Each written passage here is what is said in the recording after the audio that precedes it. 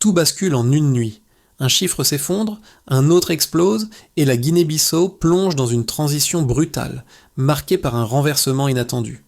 Ibrahim Traoré, déjà une figure emblématique du Sahel, devient un symbole de ce changement décisif.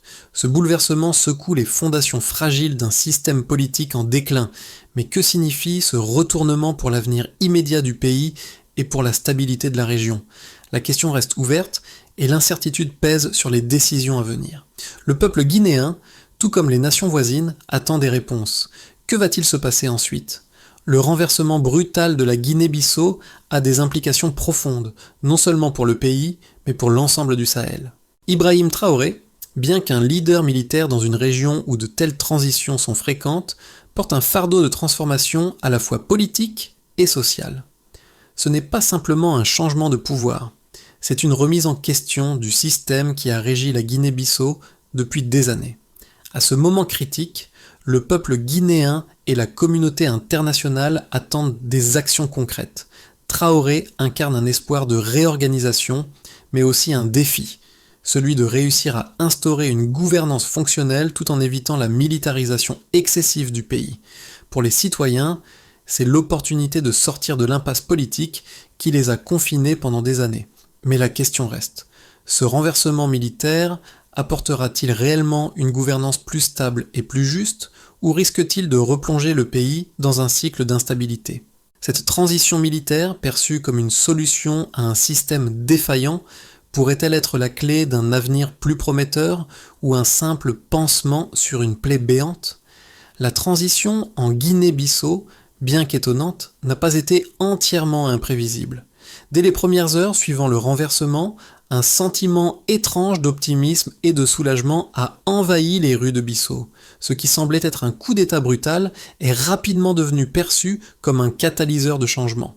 Ibrahim Traoré, bien qu'associé à une transition militaire, incarne à la fois un espoir et une incertitude pour le pays. Il représente l'aspiration à un renouvellement radical de la politique guinéenne, une chance pour les citoyens de se débarrasser des décennies de gouvernance défaillante. Toutefois, l'annonce de la dissolution du Parlement et la prolongation du mandat présidentiel ont exacerbé les tensions, mettant en lumière l'effritement d'un système politique déjà fragile. Ce renversement, bien qu'accueilli par une partie de la population comme une libération, soulève des questions sur la véritable nature du changement. Est-ce réellement la fin d'un ancien régime corrompu ou le début d'un autre cycle autoritaire ? En effet, la promesse de renouveau se heurte à une réalité complexe, celle d'un pays profondément marqué par la corruption et les tensions internes. Dans ce contexte, la population se retrouve dans une position paradoxale.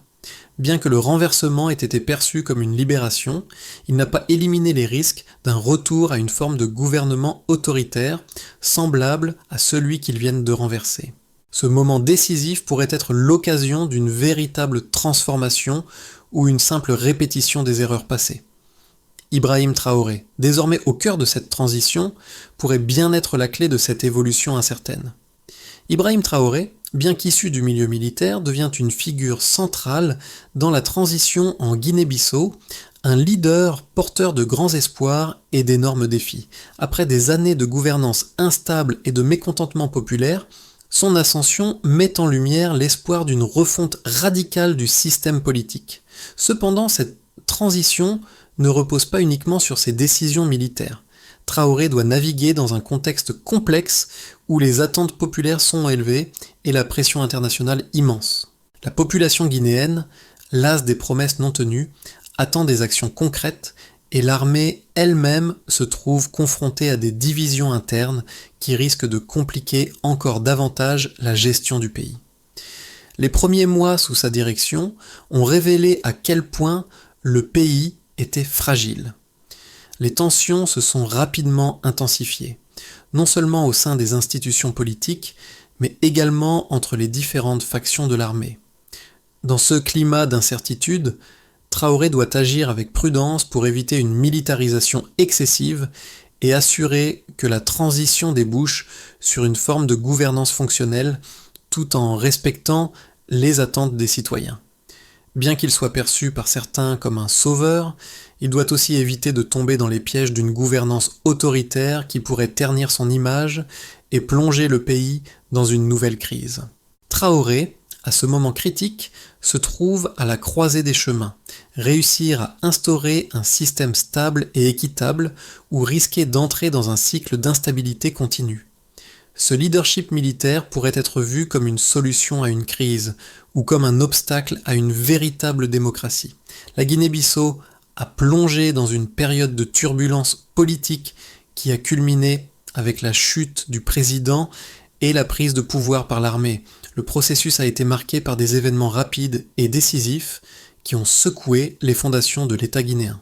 Tout a commencé par la dissolution inattendue du Parlement, suivie de la prolongation controversée du mandat présidentiel, actions qui ont alimenté un climat de mécontentement populaire.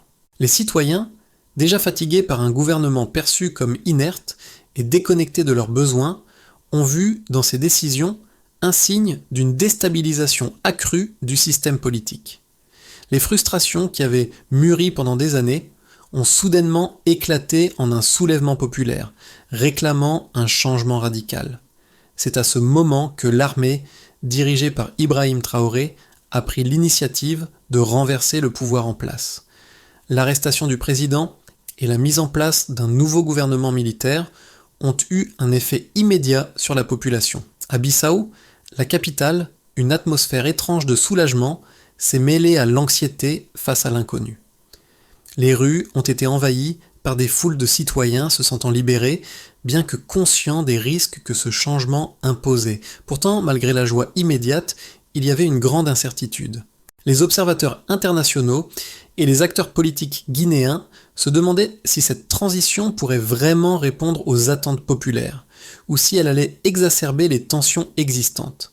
Dans les semaines qui ont suivi, le pays a été plongé dans un vide politique. Les structures de l'État, déjà fragiles, ont eu du mal à fonctionner. Les services publics, qui étaient déjà en crise avant la transition, ont vu leur situation se détériorer davantage, créant des tensions sociales supplémentaires. Le pays a dû faire face à une rupture brutale dans la gestion de ses affaires publiques.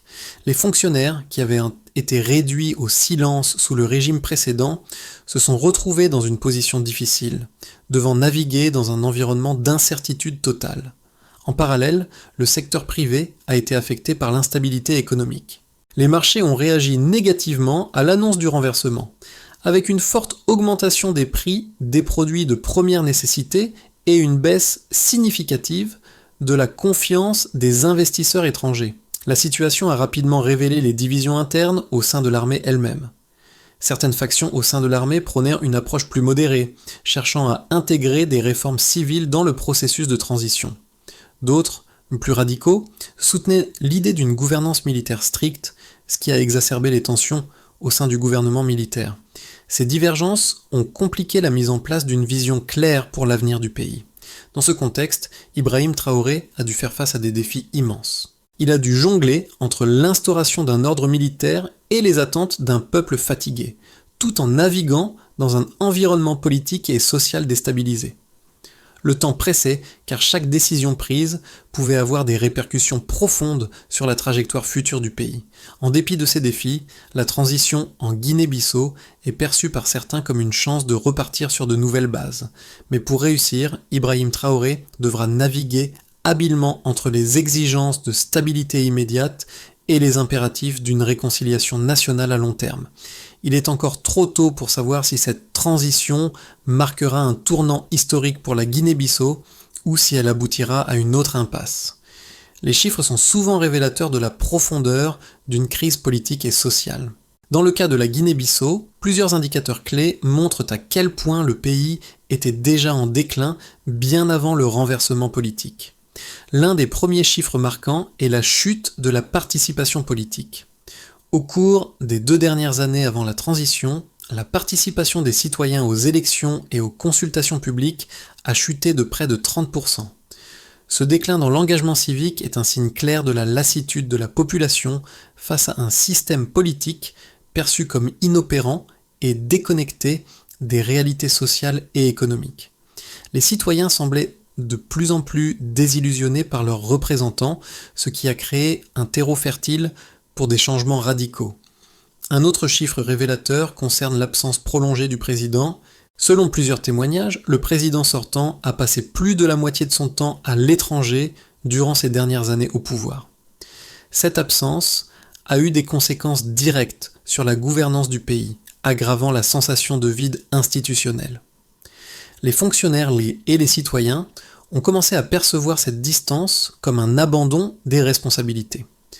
Le manque de leadership a exacerbé la crise économique et a entraîné une dégradation des services publics, notamment dans les secteurs de la santé et de l'éducation.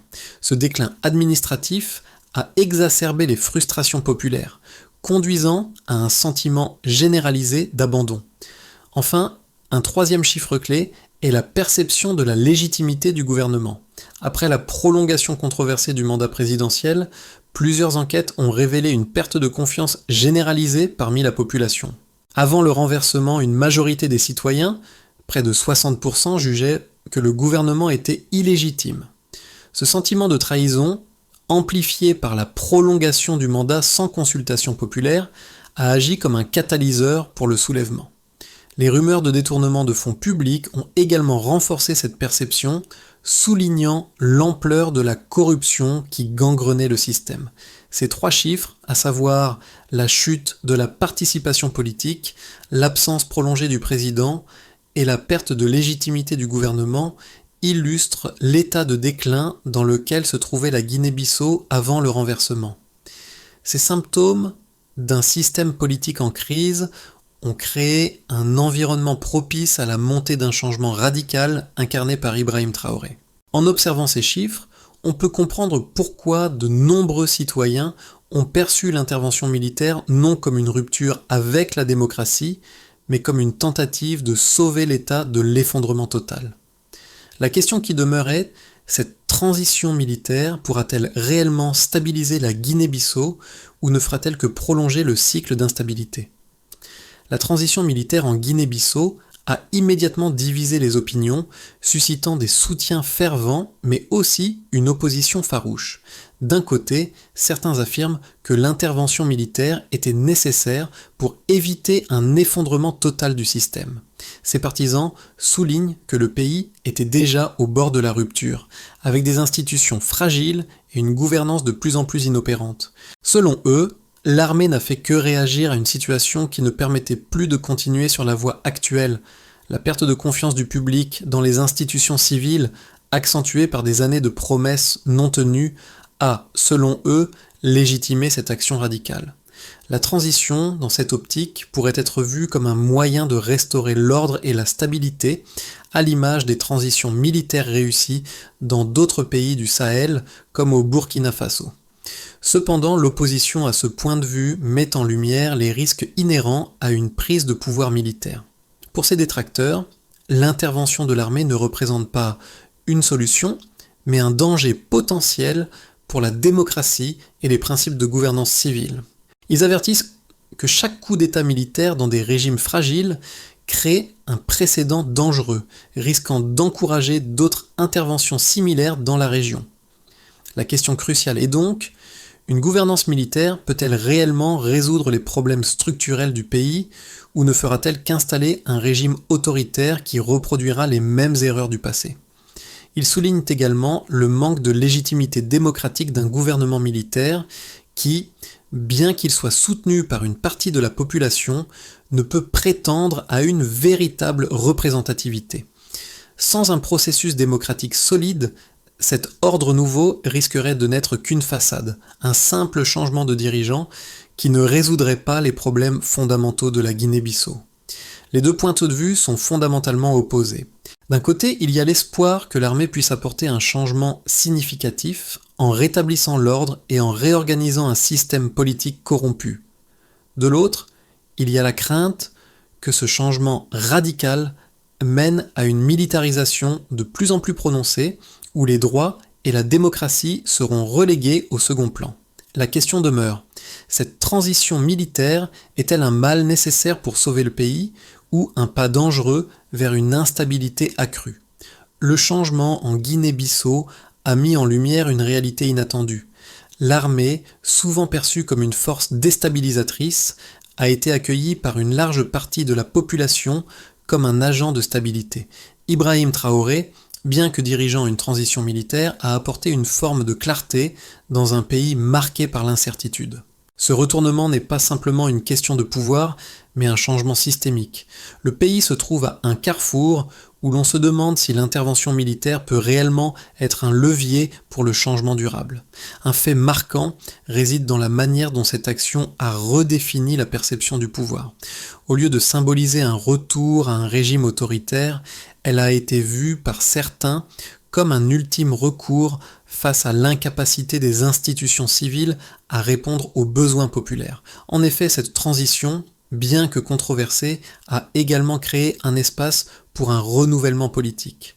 Pourtant, la question demeure, cette forme de gouvernement, en dépit de son pragmatisme immédiat, sera-t-elle suffisante pour construire un avenir stable et démocratique ? Les observateurs internationaux et les citoyens guinéens attendent des signes clairs de ce que l'avenir réservera. Ce moment pourrait soit sceller un renouveau, soit ouvrir la porte à de nouvelles tensions.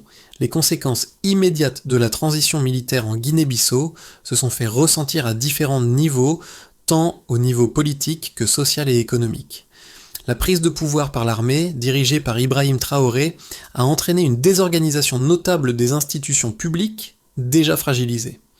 En l'absence d'un leadership civil, les structures administratives ont eu du mal à fonctionner de manière coordonnée, provoquant des retards dans la gestion des affaires courantes.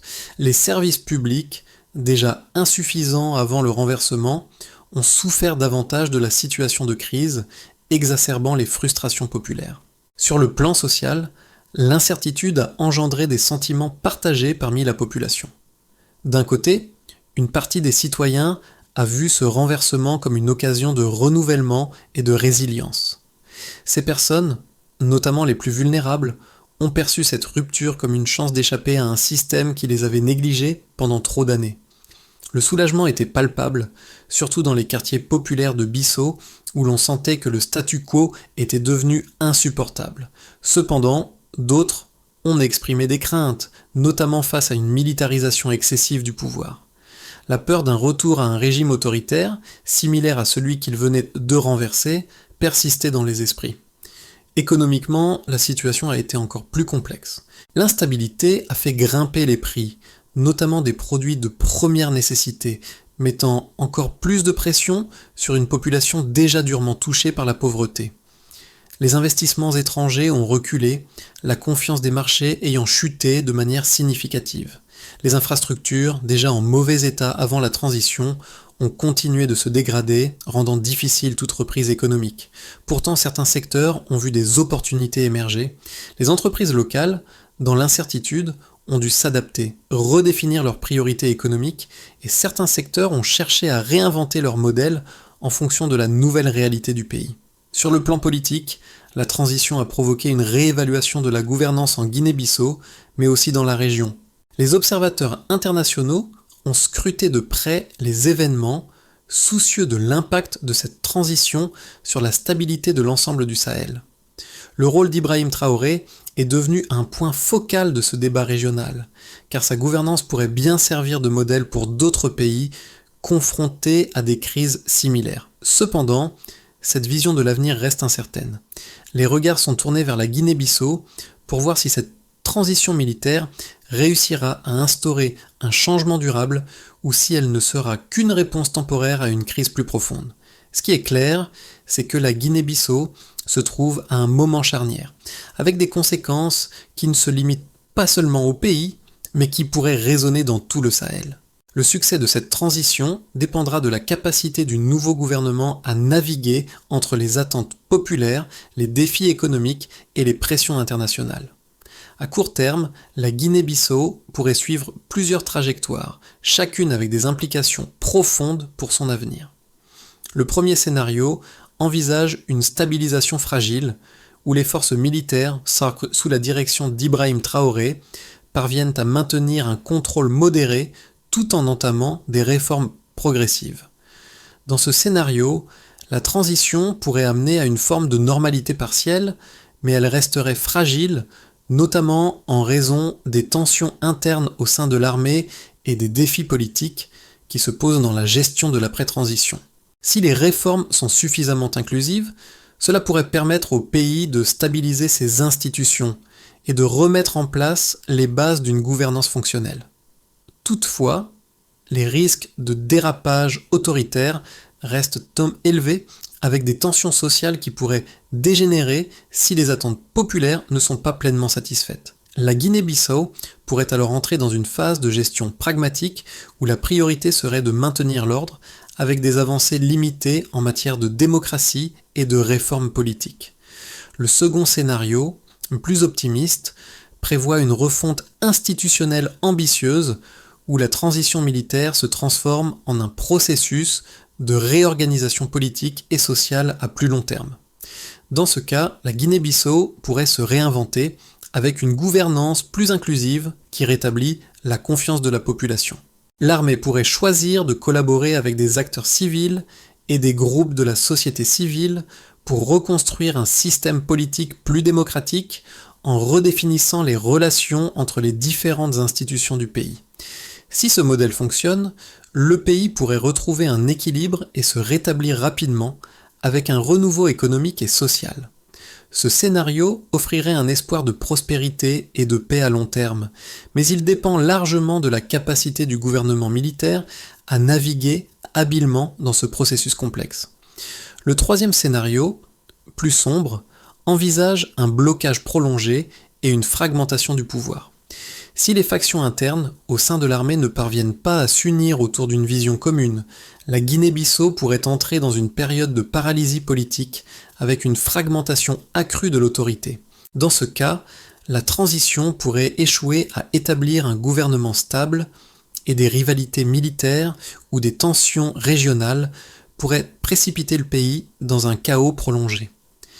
L'incapacité à former un gouvernement légitime pourrait également entraîner des divisions au sein de la population, exacerbant les tensions sociales et économiques. Ce scénario serait un retour à l'instabilité avec des conséquences néfastes pour l'ensemble du pays. Ces trois scénarios montrent que l'avenir de la Guinée-Bissau reste incertain et dépendra de la capacité de ses dirigeants à prendre des décisions cruciales pour l'équilibre politique et social. Quel que soit le scénario choisi, il est clair que la transition sera un tournant décisif dans l'histoire du pays. La situation en Guinée-Bissau a un impact qui va au-delà des frontières du pays et elle pourrait résonner à travers le Sahel tout entier. En effet, cette transition militaire, bien que controversée, interpelle de nombreux observateurs et citoyens de la région. Pour les citoyens guinéens, la question centrale est de savoir si cette transition peut réellement apporter des solutions à leurs frustrations accumulées. Mais au-delà de la Guinée-Bissau, cette situation soulève des questions cruciales pour d'autres pays de la région. Comment répondre à un système politique défaillant sans recourir à une militarisation excessive du pouvoir ? Les expériences de pays voisins, comme le Burkina Faso et le Mali, offrent des leçons importantes sur les dangers d'une gouvernance purement militaire. Cependant, elles montrent également que, dans un contexte d'instabilité extrême, les transitions militaires peuvent parfois être perçues comme un moindre mal si elles conduisent à la stabilité. Dans ce contexte, les citoyens de la Guinée-Bissau, ainsi que ceux des autres pays du Sahel, doivent être conscients de la portée de leur engagement politique. Si la transition en Guinée-Bissau réussit à instaurer une stabilité durable, elle pourrait devenir un modèle pour d'autres nations en quête de renouveau. Cependant, ce modèle ne peut être validé que par une participation active des citoyens à la reconstruction du pays. Les jeunes, en particulier, qui ont été un moteur de changement dans d'autres régions du Sahel, ont un rôle essentiel à jouer. Ils doivent être les architectes d'un avenir où la politique ne repose pas seulement sur la volonté des militaires, mais sur un système qui répond aux besoins réels du peuple. C'est là que réside le véritable défi. Comment créer un équilibre entre l'ordre militaire nécessaire et la démocratisation du pouvoir ? C'est une question à laquelle la Guinée-Bissau doit répondre, et la réponse dépendra de l'engagement de ses citoyens dans ce processus de transformation. Pour que la Guinée-Bissau puisse réussir sa transition, il est crucial que des réformes solides et mesurables soient mises en place dès les premières étapes. La première priorité doit être la réorganisation des institutions de base. Cela inclut la réactivation des services publics essentiels tels que l'éducation, la santé et la sécurité qui sont actuellement en crise. Un système juridique transparent et équitable doit également être instauré pour garantir la responsabilité des dirigeants et des institutions, avec des mécanismes de contrôle indépendants pour lutter contre la corruption. La confiance du peuple, déjà fragilisée, ne pourra être rétablie que si des actions concrètes sont prises pour restaurer la transparence et l'intégrité dans la gestion des affaires publiques. La deuxième étape de ce processus doit être la décentralisation du pouvoir. Les communautés locales doivent être impliquées dans les décisions qui les concernent, et une structure de gouvernance locale plus autonome devrait être mise en place. Cela permettrait de rapprocher le pouvoir des citoyens et de répondre plus efficacement aux besoins spécifiques de chaque région. Ce processus ne doit pas être précipité, mais être mis en œuvre progressivement pour éviter toute résistance inutile. La révision du système électoral est la troisième étape essentielle. La Guinée-Bissau doit organiser des élections transparentes et inclusives pour renforcer la légitimité du gouvernement et garantir que toutes les voix soient entendues. Un système judiciaire indépendant et des élections libres sont des éléments clés pour instaurer une démocratie durable et garantir la stabilité à long terme. Enfin, sur le plan économique, il est crucial de redéfinir le modèle économique du pays en soutenant les petites et moyennes entreprises, PME, et en favorisant l'agriculture locale, l'industrie et l'innovation. La Guinée-Bissau doit diversifier son économie pour réduire sa dépendance aux ressources naturelles et renforcer sa résilience face aux crises futures. Chacune de ces étapes est essentielle pour que la Guinée-Bissau puisse capitaliser sur cette transition et se diriger vers un avenir plus stable et prospère. La Guinée-Bissau se trouve aujourd'hui à un carrefour décisif, où chaque choix, chaque décision pourrait redéfinir son avenir. L'image de Bissau, dans ses rues, ses quartiers populaires, où l'espoir de changement se mêle à la peur de l'inconnu, reste gravée dans les mémoires. Ce n'est pas seulement une question de politique, mais de justice, de dignité et de rédemption pour un peuple qui a longtemps souffert sous l'impasse institutionnelle. Ibrahim Traoré, en tant que symbole d'un renouveau incertain, incarne à la fois l'espoir de reconstruction et la peur d'un retour à l'autoritarisme. Mais derrière cette transition, il y a une vérité plus profonde. La Guinée-Bissau, comme toute nation en crise, doit se réinventer, redéfinir ses institutions et surtout rétablir un pacte de confiance avec ses citoyens. Les questions soulevées par cette transition, notamment celle de savoir si elle peut réellement réussir et si elle fera place à un modèle de gouvernance plus juste, sont essentielles pour l'avenir du pays. Mais au-delà des institutions et des politiques, c'est un changement de mentalité, un renouveau du rapport au pouvoir et à la citoyenneté qui pourrait offrir une véritable chance de stabilisation. La route est incertaine, mais elle est aussi l'occasion d'une transformation radicale. Un moment pour que le peuple guinéen prenne son destin en main, avec l'espoir qu'un avenir plus prospère se dessine. La Guinée-Bissau, suspendue entre incertitude et espoir, se trouve aujourd'hui à l'aube d'un possible renouveau. Le peuple, longtemps opprimé par un système qui ne répondait plus à ses attentes, a l'opportunité de participer activement à la reconstruction du pays. Cette transition, bien que marquée par des défis importants, est aussi une occasion de redéfinir la place de chacun dans la société et d'affirmer des valeurs essentielles de justice, de transparence et de démocratie. Le processus de transformation nécessite la participation de tous, qu'il s'agisse des citoyens, des jeunes, des fonctionnaires, des militaires ou des acteurs de la société civile. À travers ce moment historique, il est crucial que les voix de ceux qui aspirent au changement soient entendues, que chacun, à son niveau, contribue à créer un avenir plus stable et équitable pour la Guinée-Bissau. La route sera difficile, mais elle est porteuse de promesses. La question demeure. Que ferons-nous de cette chance pour écrire un nouveau chapitre de l'histoire du pays ? C'est à nous, ensemble, de répondre à cette question, en nous engageant activement dans la création de l'avenir que nous souhaitons.